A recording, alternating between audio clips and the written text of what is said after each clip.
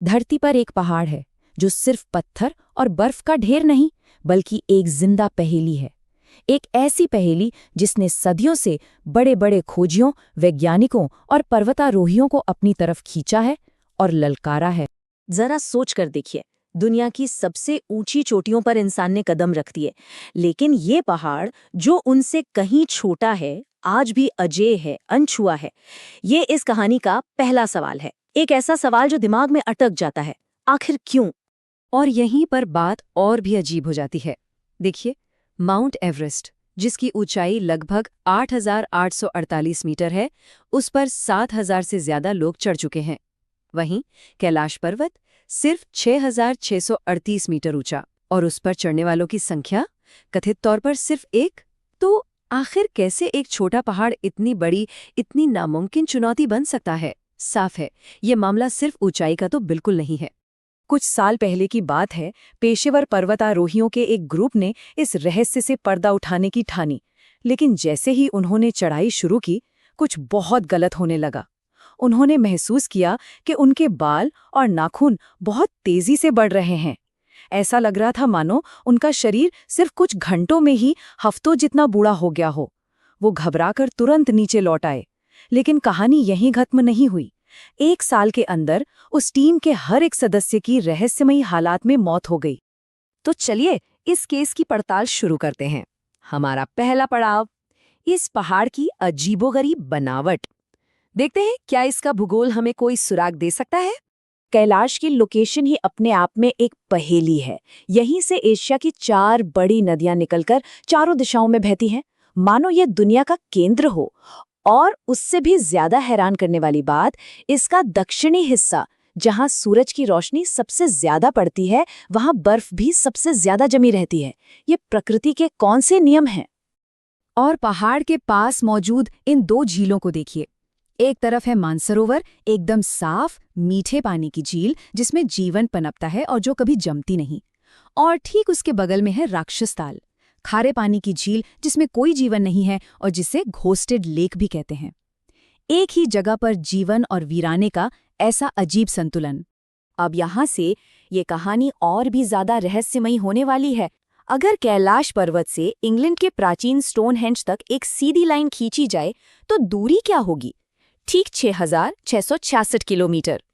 और रुकिए, बात यहीं खत्म नहीं होती। अगर कैलाश से उत्तरी ध्रुव यानी नॉर्थ पोल तक की दूरी नापी जाए तो वो भी है ठीक 6,666 किलोमीटर। एक बार होना शायद एक इत्तेफाक हो, पर 2 बार ये किसी पैटर्न की तरफ इशारा कर रहा है।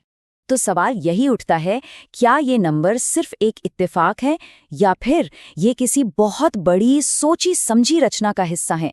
एक ऐसा डिजाइन जो शायद हमारी समझ से परे है। हमारी पड़ताल अब जमीन से आगे बढ़कर उन अनदेखी ताकतों की तरफ जा रही है। वो अजीब ऊर्जा जो इस पहाड़ के चारों तरफ महसूस की जाती है।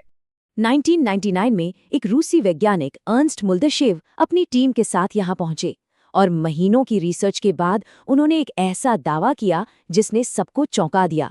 उनका कहना था कि कैलाश पर्वत कोई प्राकृतिक पहाड़ है ही नहीं, ये एक विशाल मानव निर्मित पिरामिड है जिसे किसी बहुत पुरानी और उन्नत सभ्यता ने बनाया था। और भी बहुत कुछ है। आसपास रहने वाले लोग रात के अंधेरे में आसमान में तरह तरह की रंगीन रोशनियां देखने की बात करते हैं। कई लोगों ने पहाड़ के अंदर से आती अजीब कंपन की आवाजें भी सुनी हैं।